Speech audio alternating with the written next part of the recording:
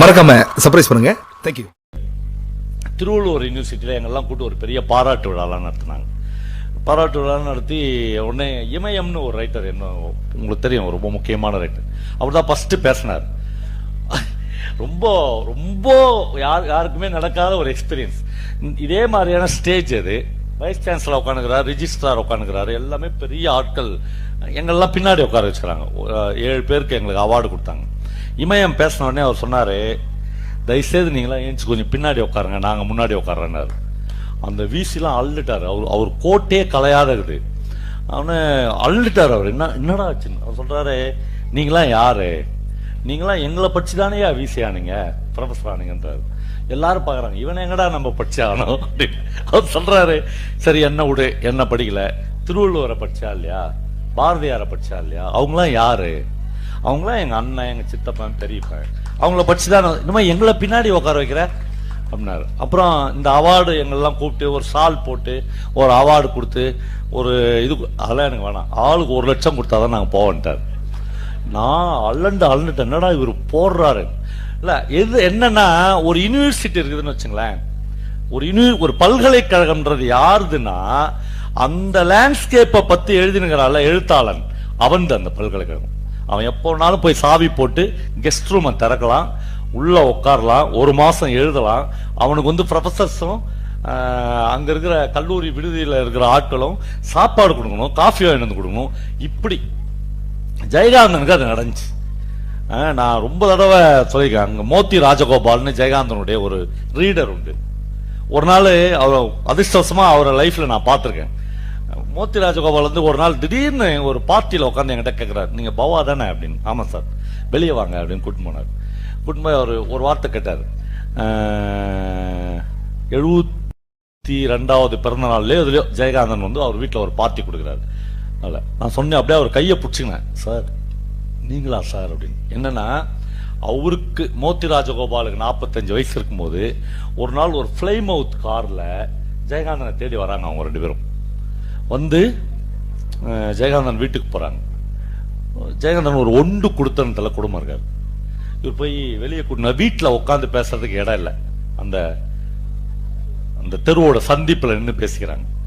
ரொம்ப நேரம் பேசிட்டு மோத்தி ராஜகோபால் அப்பதான் ஜேகே பாக்குறாரு, அந்த காருக்குள்ள இன்னொரு அம்மா உட்காந்து, அதாவது இவருடைய ஒய்ஃபு.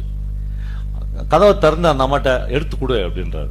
ஒரு பெரிய ட்ரேவை எடுத்து அந்த ட்ரே நிறைய நகைகளும் கரன்சி நோட்டுகளுமா எடுத்து ஜெயகாந்தன் அந்த அம்மாவும் இவரும் கொடுக்குறாங்க. ஜேகே கேட்கிறாரு, எதுக்கு அப்படின்றாரு.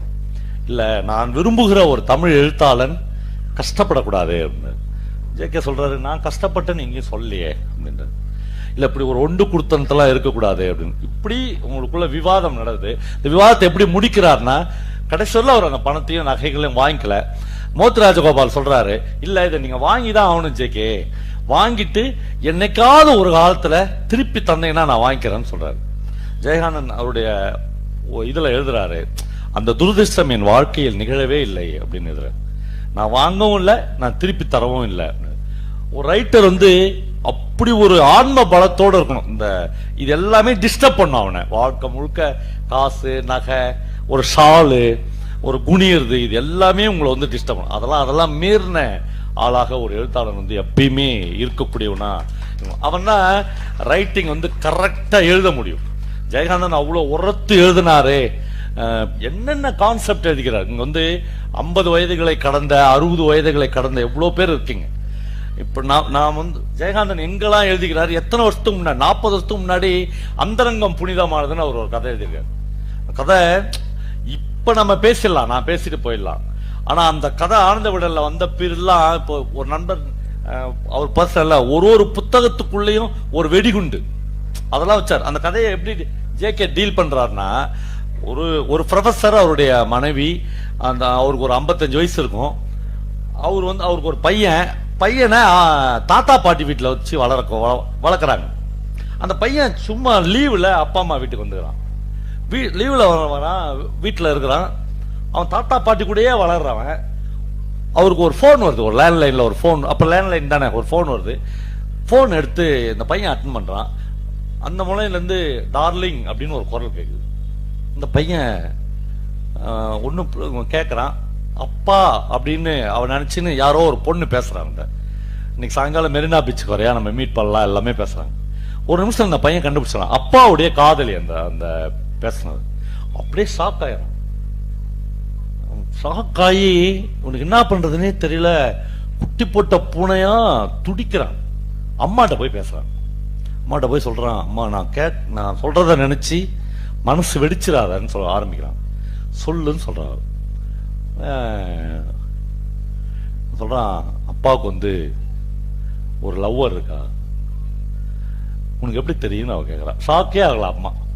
உனக்கு எப்படி தெரியும்னா, இல்ல ஒரு ஃபோன் வந்துச்சு நான் எடுத்தேன், டார்லிங் அப்படின்னு பேசினாங்க. இந்த அப்பாவுக்கான ஃபோன் தான் நான் ஃபுல்லா கேட்டேன். அந்த அம்மா சொல்றா, அப்பாவுக்கு வந்த ஃபோன் தான் அதுன்னு தெரிஞ்சு அப்பான்னு நினைச்சு நீ அட்டன் பண்ணல, அது எவ்வளவு கீழ்த்தரமானதுன்னு கேட்கிறா. ஒரு திருடன மாதிரி அப்பாவுடைய டைரியெல்லாம் நீ எடுத்து பார்த்தல, அதெல்லாம் எவ்வளவு அயோக்கியத்தனமானதுன்னு கேட்கிறா. நான் அப்பா எனக்கு துரோகம் பண்ணதா சொல்றல, அது இதை விட பெரிய துரோகமான்னு கேட்கிறா பையன்கிட்ட. அவனுக்கு ஒண்ணுமே புரியல. இப்படி ஒரு குரல் ஒரு அம்மாட்ட இருந்து அவன் எதிர்பார்க்காத. அம்மா உழுந்து செத்துருவான்னு நினைக்கிறான். ஆனா அவ்வளவு பேசுறான். சரி அம்மாட்ட பேசி பிரயோஜனம் இல்லை அப்படின்னு சொல்லிட்டு கரெக்டா அப்பா கார் எடுத்துன்னு அந்த பொண்ணை சந்திக்க போறாரு. அவனுக்கு தெரியுது அவ்வளவுதான் சந்திக்க போறாரு. எல்லாம் சந்திச்சுட்டு வந்த பிறகு உங்ககிட்ட தனியா பேசணுமான்னு அவன் சொல்றான். நான் ஒரு நிமிஷத்துல அந்த கதையை கடந்து போறேன். அவன் பேசுறான், அப்பா நீங்க வந்து அம்மாவுக்கு பெரிய துரோகம் பண்றீங்க. அப்பா கேஷ்ல சொல்றாரு, அம்மா சொன்னாலா அப்படின்னு. இல்ல அம்மா சொல்ல, நான் எனக்கே தெரியும் என்ன துரோகம்ன்றாரு. அவன் சொல்றாரு, இதெல்லாம் ரொம்ப உங்களுக்கு ஒரு பெண்ணோட கான்டாக்ட் இருக்குது, இருண்டு போட்டோம். எல்லாம் முடிஞ்ச உடனே ரெண்டு பக்கமும் அவனுக்கு ஷாக். இந்த பையனுக்கு இந்த கதையினுடைய ஒரு உச்சபட்ச வரி இருக்குது. ரெண்டு பக்கமும் ஷாக்கு. அந்த பையன் அடுத்த நாள் சூட் கேஸ் எல்லாம் எடுத்து நான் தாத்தா பாட்டி வீட்டுக்கே போயிடுறேன்னு சொல்றான். அப்ப ஜெயகாந்தன் ஒரு வரி எழுதுறாரு, பழமைவாதிகள் என்பவர்கள் வயதானவர்களாய்த்தான் இருக்க வேண்டும் என்று எந்த அவசியமும் இல்லை அப்படின்னு இந்த கதையை முடிக்கிறார். இந்த பையன் யூத் பையன் தான், சின்ன பையன் தான். ஆனா அவன் மைண்ட் ரீதியா ஒரு 65-70 வயசுக்குள்ள ஒரு பழமைவாதம் அவனுடைய மனசுல இருக்குது அப்படின்னு கரெக்டா எழுது. இப்போ இப்படி ஒரு கதையை தூக்கி ஜெயகாந்தன் நம்ம முன்னாடி போடும்போது அது கிட்டத்தட்ட ஒரு பெரிய விவாதத்திற்கு உள்ளாகி கொண்டே இருக்கிறது. இப்போ இங்க வந்து 60, 55, 60, 70 கடந்த நிறைய பெண்கள் இருக்காங்க. இவங்களுக்கு எத்தனை பேருக்கு தமிழ்ல அம்பைன்னு ஒரு ரைட்டர் இருக்கிறாங்க, வந்து மிகச்சிறந்த தமிழ் கதைகளை, தமிழுக்கு காத்திரமான கதைகளை கொடுத்துருக்காங்க. நான் திரும்ப திரும்ப சொன்ன தேஞ்சு போன ஒரு கதை இருக்கு. ஒரு அம்மா டெல்லியில இருந்து ஒரு ஆய்வு பண்றதுக்காக, கூட்டு குடும்பங்களை பற்றி ஆய்வு பண்றதுக்காக தஞ்சாவூருக்கு வரும். ஒருத்தர் வந்து அந்த வீட்டில் உட்காந்து காலையில் அந்த அம்மா ஆய்வு பண்ணும்போது ஒரு கூட்டு குடும்பம் உள்ள ஒரு பெரிய வீடு, ஒரு நோட் பேனா வச்சுன்னு கேட்கும், உங்க வீட்டில் என்ன இன்னைக்கு டிஃபன் அப்படின்னு கேட்கும். தோசை அப்படின்னு அந்த அம்மா. தோசைன்னு எழுதும் அந்த அம்மா. அந்த அம்மா கேட்கும், இதை எழுதுறதுக்காமா நீ அங்கிருந்து வந்த அப்படின்னு கேட்கும். இல்லை சும்மா தான் கேட்டேன் அப்படின்னு அப்படியே கேஷுவலாக அந்த கதையை ஆரம்பிப்பாங்க. அந்த அம்மா அடுத்த வரி கேட்கும், தோசையா, உங்க வீட்டில் மொத்தம் எத்தனை பேர் இருக்கிறீங்கன்னு கணக்கு போடும் அந்த அம்மா. ஒரு 16 பேருமா, கொழுந்தனாரு எல்லாம் சேர்ந்து ஒரு 16 பேர். ஓகே 16. ஒரு நாளைக்கு ஒரு ஆள் எவ்வளவு தோசை சாப்பிடுவாங்க? 4, எங்க வீட்டுக்காரெல்லாம் 6 கூட சாப்பிடுவோம். எல்லாம் போட்டு கணக்கு போட்டு ஒரு நாளைக்கு எவ்வளவு தோசை சொல்றீங்க? நம்ம யாருமே இது வரலாம் கணக்கு போட்டதே இல்லை இல்லையா? கால்குலேட்டர் வச்சு அவங்க கணக்கெல்லாம் போட்டு ஒரு 86 தோசை அப்படின்னு போடும். அடுத்த கேள்விதான் முக்கியமான கேள்வி. நம்ம இவங்களை பார்த்து கேட்பாங்க, ஒரு நாளைக்கு 86 தோசையா? ஓகே, உங்களுக்கு கல்யாணம் எத்தனை வருஷமா ஆச்சுன்னு கேட்கணும். கரெக்டா சொல்லலாம், நம்ம 22 வருஷம் ஆச்சு. ஓகே, ஒரு நாளைக்கு 86 தோசைன்னா 22 வருஷத்துல எவ்வளவு தோசை அப்படின்னு போடும். போட்டா ஒரு 3,46,347,047 தோசை. நம்ம தோசைகளை கீழே வச்சிடும், கரண்டி வச்சு இவ்வளோ தோசை அந்த வீட்டுக்கு நான் சுட்டு போட்டுக்கிறேன். நம்ம எல்லாரும் சுட்டு போட்டுக்கிறோம் இவ்வளோ தோசை. ஒரு வீட்டுக்கும் இவ்வளோ தோசையை சுட்டு போட்டுக்கிறோம். நீங்க இந்த தோசைகள்லாம் அடுக்கி பார்த்தீங்கன்னா திருவண்ணாமலை மலைலாம் சின்னதாயிடும். ஒரு வீட்லயும் அவ்வளவு தோசை சுட்டு போட்டுக்கிறோம். இப்போ அடுத்த கேள்வி நம்ம ஆய்வு பண்றாங்க. அடுத்த கேள்வி கேட்கும், சரிம்மா உனக்கு வாழ்க்கையில ஏதாவது ஆசை உண்டாங்க? அந்தம்மா ஒண்ணுமே இல்லம்மா, ஒன்னே ஒன்றாமான்னு ஒரு கேலண்டரை காமிக்கும். திருச்செந்தூர் முருகன் கோவில் இருக்கிற ஒரு கேலண்டர். என்ன கேலண்டர்? கடல் பார்த்தது இல்லம்மான்னு சொல்லுவோம். எனக்குலாம் அந்த கதையை அதுக்கப்புறம் படிக்கவே முடியல. அப்படியே உட்காந்து அழுதேன். அப்போ ஒரு வீட்டுக்கு 4 கோடியை சில்லற தோசை சுட்டு போட்ட ஒரு பொம்பளை லைஃப்ல கடலே பார்க்காத சாக போறா. இப்போ பெண்களுடைய உலகம் இருக்குல்ல, அது வந்து தனி சார். அதை வந்து லிட்ரேச்சர்ல எல்லாம் கூட அடக்க முடியாது, அது திமிரி வெளியே வரும். நாம ரொம்ப சிம்பிளா எல்லாத்தையும் இப்போ நம்ம ஆள்ல எப்படி இருக்கான்னா 55-60 வயசு தொப்பலாம் போட்டு ஈஸ்ட் சேர்ல உட்காரான்ல, அவன் நினைச்சுக்கிறான் நம்ம ரொம்ப பெருமிதமான ஒரு வாழ்க்கையை வாழ்ந்துட்டோம், பென்ஷன் வருது, அப்புறம் மனைவியை நல்லா வச்சிருந்தோம். இன்னும் நல்லா வச்சிருந்த அதெல்லாம் அந்த கேள்விலாம் எழும்புச்சுன்னா நம்மளாம் தாங்கவே முடியாது. ஆமா, சா தமிழ்ச்செல்வன் ஒரு ரைட்டர் ஒரு கதையில சொல்ற, குதிரை வண்டியில் வந்தவன் அவர் ஒரு கதை எழுதுகிறார். என்னன்னா, ஒரு பொண்ணுக்கு பெரிய ட்ரீம் இருக்கும், அவங்க வீட்டுல எல்லாரையும் லோக்கல்லே கல்யாணம் பண்ணி கொடுத்துருவாங்க. இப்ப தர்மபுரிக்காரங்கள அதிகபட்சம் ஒரு திருப்பத்தூர்ல கூட கல்யாணம் பண்ணி கொடுக்கறது இல்ல, தர்மபுரியிலே இந்த தெருவுல அந்த தெருவுலே. இந்த பொண்ணுக்கு ஒரு சின்ன ஆசை இருக்கும், நம்மள மட்டும் தயவுசெய்து கடவுள்கிட்டலாம் வேண்டிக்குவா, நம்மள டெல்லிக்கு அண்ணான்னு கல்யாணம் பண்ணி கொடுக்கணும். இப்ப பிளைட் பிடிச்சி தீபாவளிக்கு பொங்கலுக்கு திருநெல்வேலிக்கு வரணும். வரும்போது இதெல்லாம் மாமாவுக்கு இதெல்லாம் மாமிக்குன்னு நம்ம நிறைய கிஃப்ட் எல்லாம் இப்படிலாம் நினைப்பா. திடீர்னு ஒரு நாள் காலேஜ் பிஎஸ்சி படிச்சுன்னு பொண்ணு திடீர்னு காலேஜ்ல இருந்து வீட்டுக்கு வந்தா 10 பேர் உட்காந்துப்பாங்க. என்னன்னா அம்மா சொல்லுவா, மூஞ்சி கழுவணும் அப்படின்னுவாங்க. ஏமான்னுவா, நான் வந்தா உங்க வீட்டுக்காரன். வீட்டுக்காரனா?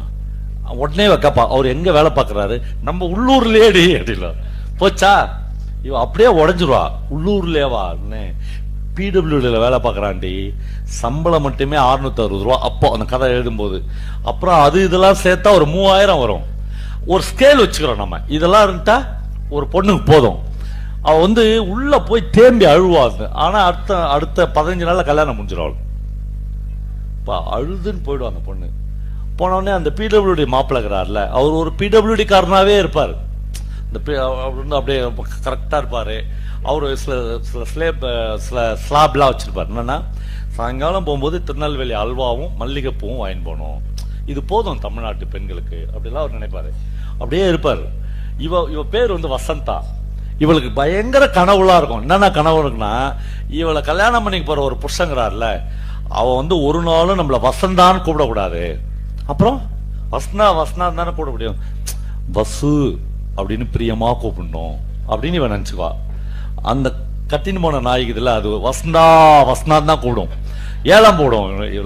இவளுக்கு அப்படியே எரிச்சலா வரும். என் மன இதை போய் ஒரு பொண்ணு சொல்ல முடியுமா, என்ன வசுன்னு கூப்பிடுங்க அப்படின்னு? இன்னாடி நாடகத்தில் நடிக்கிற போடின்றான் நம்பால். இவனுக்கே தெரியும், அவனுக்கு தெரியவே தெரியாது.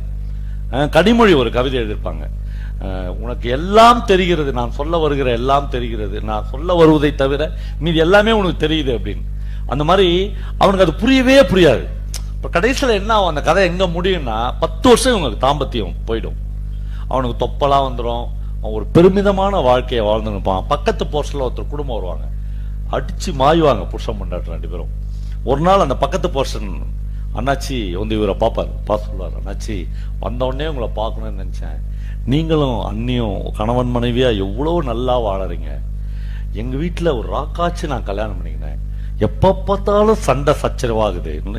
இவன் வந்து அவனுக்கு அட்வைஸ் பண்ணுவான். நானும் கவனிச்சேன், ஒரு நாள் கூட நீ அல்வா பூ வாங்கி வந்து நான் பார்க்கவே இல்லைன்னு ஆரம்பிச்சேன். இவங்களுடைய அட்வைஸ் போயின்னு இருக்கும்போது உள்ள இருந்து டமால்னு ஒரு சத்தம் கேட்கும், வெடிச்ச அழுவாவ. அட நாயே, நீ பெரிய சக்சஸ்ஃபுல் வாழ்க்கை வாழ்ந்துட்டு தான் நினைச்சு இன்னொருத்தனுக்கு அட்வைஸ் பண்ணுங்கிறியடா அப்படின்னு. நீயே ஒண்ணு இல்லை அப்படின்னு.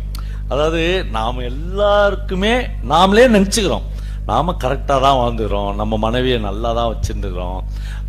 நிறைய சிக்கல்கள் இருக்குது இதுக்குள்ள. அப்புறம் இந்த பெண்களுடைய மனசு இருக்குல்ல, அது எங்க சார் இருக்குது? மனசுன்றீங்களே, எழுத்தாளர்கள்லாம் சொல்றீங்க மனசு அப்படிலாம், அது எங்க காமிப்பாங்க நம்ம ஆளுங்க? இங்க இதயம் தாங்குது, மனசுன்னு ஒண்ணுலாம் இல்லை. அது வந்து ஒரு வேற மாதிரியான ஒரு அமானுஷ்யமான ஒரு இடம் தான். என் மனசறிஞ்சு சொல்றேன்னு இங்க கை வைக்கிறல, அங்கெல்லாம் இல்லை மனசு. அது வந்து ஒரு அன்டிஸ்கிரைபிள் வேர்டு. அதை ரொம்ப புரிஞ்சுக்கின்றா உங்களுக்கு ஜி நாகராஜன் ஒரு எழுத்தாளர் தெரியுமான்னு தெரியல.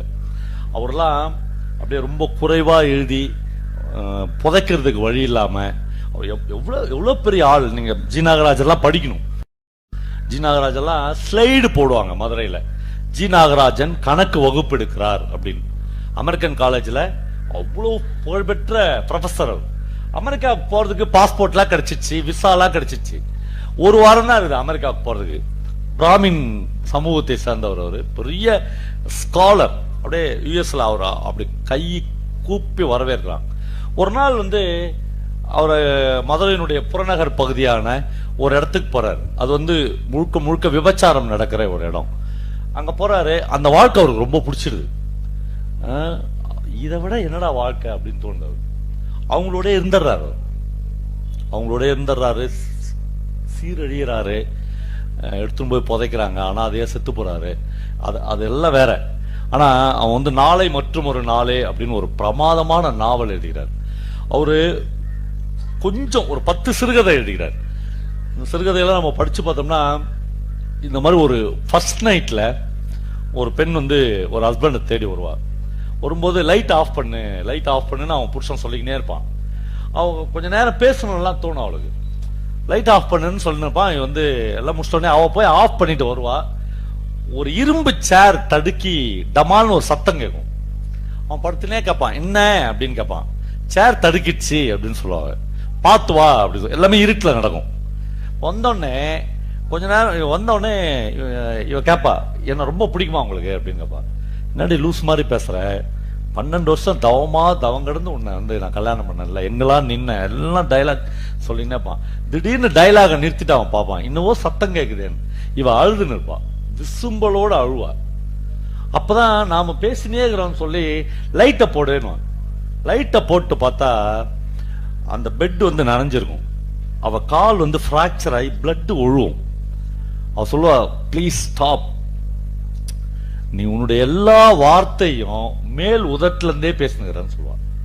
ஹார்ட்ல இருந்து அவன் பேசவே மாட்டான். இவ வந்து சேர் தடுக்கிச்சு, ஏன் தடுக்குச்சு, இவ விழுந்தாளா அடிபட்டாளா அதெல்லாம் அவனுக்கு கவலையே கிடையாது. அவன் வந்து மேல் உதட்டுல இருந்தே பேசுன பாரு. நாகராஜன் அந்த கதையை முடிக்கும் போது சொல்றாரு, மேல் உதட்டில் இருந்து கொடுக்கிற வெறும் காய்ந்து போன முத்தங்களை வைத்துக் கொண்டு 50 வருடம் தமிழ்நாட்டில் ஒரு பெண்ணோடு தாம்பத்தியம் நடத்திவிட முடியும் சொல்றார். அவ்வளவு ஏமாற்றுக்காரர்களாக ஆண் உலகம் வந்து இருந்துனே இருக்கு. இந்த புரிதல்கள் வந்து அப்படியேதான் மூவ் ஆகுது. இந்த புரிதல்கள்